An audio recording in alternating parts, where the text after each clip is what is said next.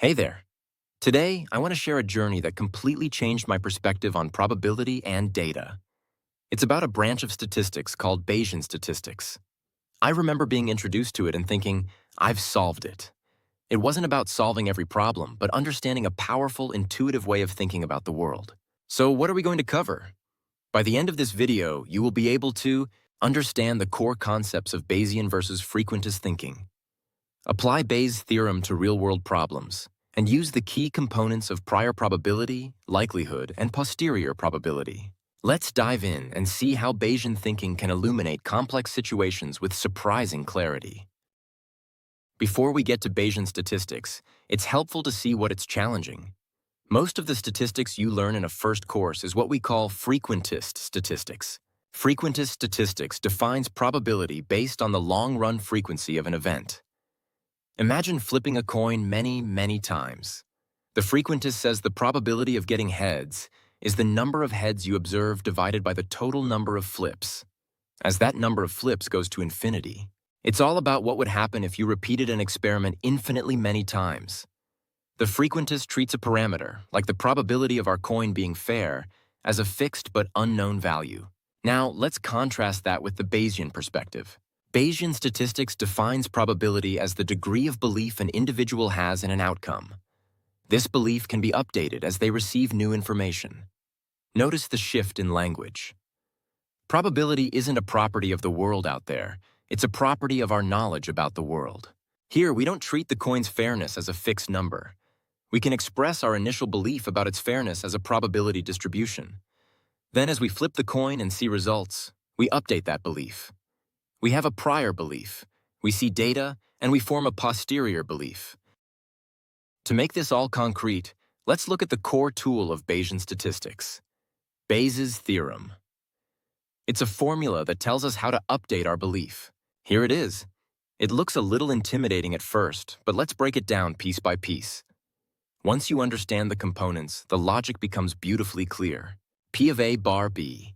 This is our posterior probability. It's what we want to find. It asks, what is the probability of our hypothesis being true, given the new evidence we've just seen? Next is P of B bar A. This is the likelihood. It's the probability of seeing the evidence we saw, assuming our hypothesis A is actually true. In other words, how likely is this data if my theory is correct? Then we have P of A. This is our prior probability. It's our initial pre-data belief in hypothesis A. What was the probability of our hypothesis before we saw any evidence? And finally, P of B. This is the evidence probability, or sometimes called the marginal probability of the evidence. It's just the overall probability of seeing the evidence B, whether the hypothesis A is true or not. You can think of it as a normalizing constant that makes sure our probabilities add up to 1. So the formula is saying, our new belief is proportional to our old belief times how well the new data supports our hypothesis. To make Bayes' theorem more intuitive, let's look at an analogy from our daily lives. Imagine a detective investigating a crime. Let's say Detective Johnson is working on a case. There's a primary suspect, Mr. Smith. Before any new evidence, the detective has a certain belief that Mr. Smith is the perpetrator. This is his prior probability. It might be based on some initial clues or just a general sense. Let's say it's not very high, maybe 1 in 10 or 0.1. Now, the detective uncovers a crucial piece of evidence. A security camera video shows a person with a distinctive limp walking near the crime scene. Mr. Smith is known to have a limp. This new evidence is limp. The detective then asks, how likely is it to see this limp if Mr. Smith is guilty? This is the likelihood P limp/Smith. Since Mr. Smith has a known limp, this probability is very high, let's say 0.9. The detective also considers the overall probability of just anyone having a limp. That's the evidence probability, P limp. It's much lower than Mr. Smith's personal probability, say 0.05. Now, using Bayes' theorem, the detective can calculate his updated belief, the posterior probability. It's the likelihood times the prior, all divided by the evidence probability. 0.9 times 0.1 divided by 0.05 gives us 18 out of 100, or 0.18.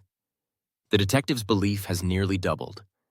The evidence, while not a smoking gun, made a significant impact on his confidence. This process of forming a belief, seeing new information, and updating that belief is the heart of Bayesian thinking. Okay, that's the theory. Now, let's get our hands dirty with our first real-world example. We'll start with something very common: medical testing. Here's the scenario. A rare disease affects only % of the population. A test has been developed that's 95% accurate, meaning if you have the disease, there's a 95% chance it comes back positive. But it's not perfect. There's a 10% chance of a false positive if you don't have the disease. Now, let's say you take the test and it comes back positive. Our intuition might tell us, the test is 95% accurate, so I probably have the disease. But is that really true? Bayesian statistics gives us the precise answer. First, let's identify our components. The hypothesis A is having the disease, D. The evidence B is getting a positive test result, plus. So we want to find PD of D. Our prior belief, P of D, is 0.01. The likelihood P of plus bar D is 0.95. And the prior for not having the disease, P of D complement, is 0.99. The false positive rate, P of plus bar D complement, is 0.1. The only piece we're missing is the overall evidence probability, P of plus. We can calculate this using the law of total probability. It's the probability of a positive test if you're diseased, plus the probability of a positive test if you're not diseased. Plugging in our numbers, we get 0.95 times 0.01 plus 0.1 times 0.99. This equals 0 to 0.095 plus 0.09, which gives us an overall probability of a positive test of about 10.85%. Now we can finally apply Bayes' theorem. The probability of having the disease given a positive test is the likelihood, 0.95, times the prior, 0.01, divided by the evidence, 0.1085. The result is approximately 0.875, or just under 8.8%. Did that surprise you? Even with a 95% accurate test, your chance of having the disease is less than 9%. The reason is that the disease is so rare. The number of false positives, 10% of 99% of the population, overwhelms the number of true positives. That medical testing problem is a classic. Now, let's look at a different type of problem, where we're testing the fairness of a coin. This is a great example of where the Frequentist and Bayesian approaches give very different but both valid answers. The setup is simple. We have a coin, and we don't know if it's fair. The probability of getting heads on any flip is represented by theta. A fair coin would have theta equals 0.5. We have two competing hypotheses. The coin is fair, theta equals 0.5, or the coin is biased. Let's formalize these. Our first hypothesis, H1, is that the coin is fair. Our second, H2, is that the coin is not fair. For simplicity, let's assume if it's not fair, it's heavily biased, say theta equals 0.8. Now, we have a prior belief. Let's say we're mostly skeptical that coins are truly biased, so we give a 70% prior probability to the fair coin hypothesis and 30% to the biased one.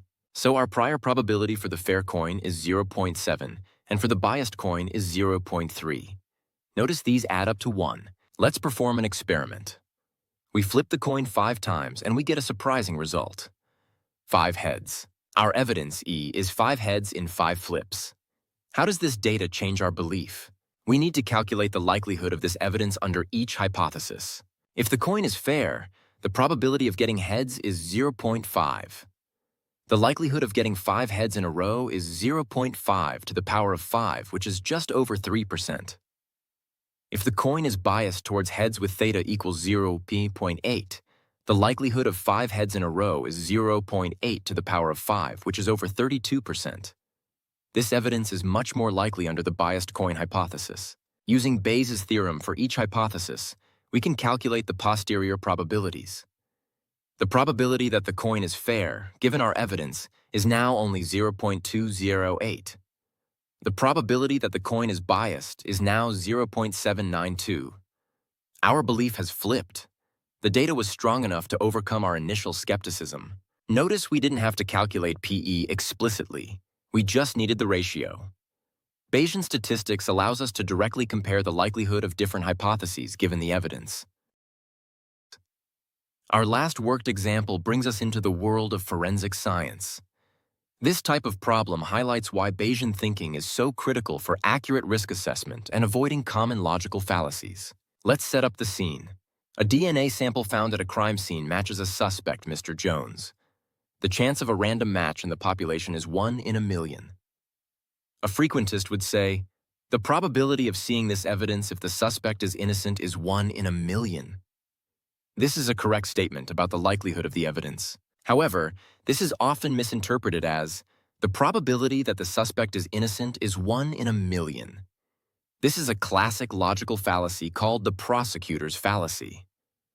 The likelihood of the evidence under innocence is not the same as the probability of innocence itself. To determine the true probability of innocence, we need to incorporate our prior belief. Let's say there's a city of 10 million people.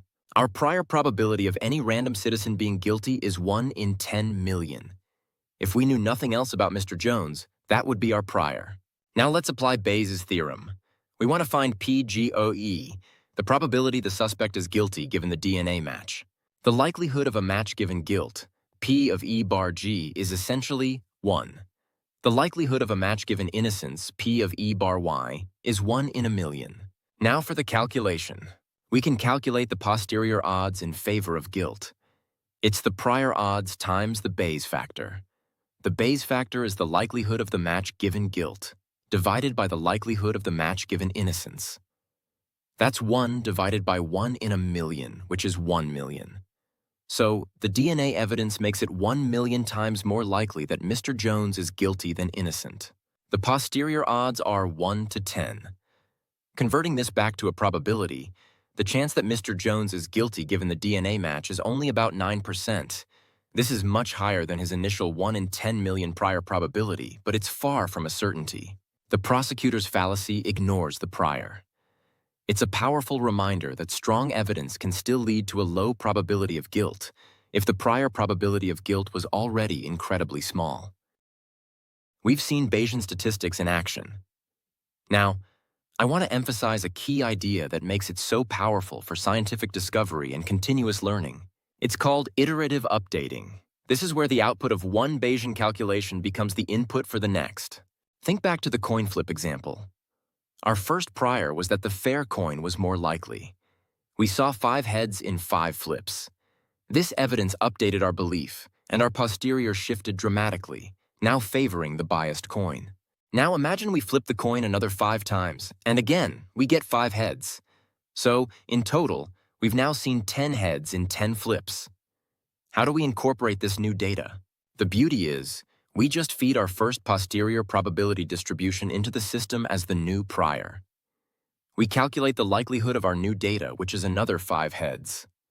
Then we apply Bayes' theorem again to get an even more refined posterior. If we repeat this, with our second posterior becoming the prior for a third set of data, you can see how our belief becomes increasingly sharp and well-defined. Each new piece of evidence carves away some of the uncertainty. This process reflects how science works, building knowledge through successive observation and refinement. This idea of continuous learning and updating is fundamental to the Bayesian worldview and is why it's so compelling for anyone who wants to learn from data effectively. We've covered a lot. Let's recap the main takeaways from our journey into Bayesian statistics. First, we learned that Bayesian statistics is a powerful alternative to the frequentist approach. Instead of focusing on infinite repetitions, it quantifies belief and updates it with evidence. Second, the engine of this update is Bayes' theorem.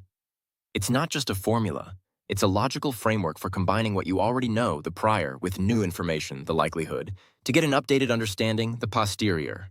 Third, we saw how the iterative process of updating your beliefs as new data comes in is a model for how we learn and adapt.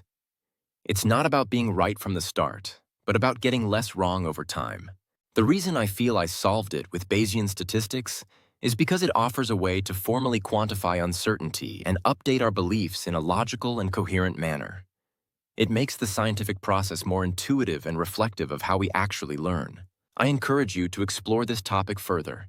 It's a journey well worth taking. Thank you for watching. To solidify your understanding, let's work through some practice problems. Here's our first practice question. A software bug occurs only 2% of the time a specific feature is used. An automated test detects the bug 90% of the time, but has a false alarm rate of 5%. If the test gives an alarm, what is the probability a bug actually exists? Take a moment to write down the formula and see if you can solve it yourself. Here's the solution. First, we need P of A, the overall probability of an alarm. This is P of alarm given a bug times P of bug plus P of alarm given no bug times P of no bug. That's 0.9 times 0.2 plus 0.05 times 0.98, which equals 0.067. Now we apply Bayes' theorem. P of bug given alarm is P of alarm given bug times P of bug divided by the total probability of an alarm. That's 0.0 divided by 0.067, which gives us approximately 0.2687. So even with an alarm, the chance of a bug is still less than 27%. Let's try a second practice problem. This is similar to our coin flipping example. Question 2. You're trying to figure out if your friend is a good basketball free throw shooter. From past observations, you believe there's a 70% chance they make 50% of their shots and a 30% chance they make 80. They shoot 10 free throws and make 8. What is the updated probability that they are an 80% shooter? Pause the video and give it a shot. Here's the solution. The likelihood of the data, 8 out of 10 shots made, is 120 times the probability of success to the power of 8 times the probability of failure to the power of 2. Let's calculate this for theta equals 0.5 and for theta equals 0.8. Now we calculate P of D, the total probability of making 8 out of 10 shots, which is 0.126. Applying Bayes' theorem, the posterior probability that your friend is an 80% shooter given the data is 0.3019 times 0.3, all divided by 0.126. This gives a result of approximately 0.7188. The strong performance significantly increased your belief that they are a good shooter. Our final practice question is a classic riddle that perfectly demonstrates the power of Bayesian reasoning. Question 3. You have 3 identical boxes. One contains 2 rings. One contains 2 earrings. And the third contains 1 ring and 1 earring. You pick a box at random and draw out one item, which is a ring. What is the probability that the other item in the box is also a ring? Your intuition might scream, what enough? After all, if it's not a ring, it must be an earring, right? Let's use Bayes' theorem to see the truth. Let B1, B2, and B3 be the 3 boxes. Let R be the event of drawing a ring. The probability of drawing a ring from box 1 is 1, from box 2 it's 0, and from box 3 it's 1/2. Since the boxes were chosen at random, the prior for each is 1/30. The total probability of drawing a ring is the sum of the products of each prior and likelihood, which is 1/2. Now we apply Bayes' theorem to find the probability that we picked box 1, given that we drew a ring. This is 1 times 1/3 divided by 1/2, which gives us 2/3. This means there is a 2/3 probability that we picked box 1. Since box 1 is the only box with 2 rings, the probability that the other item is also a ring is 2/3.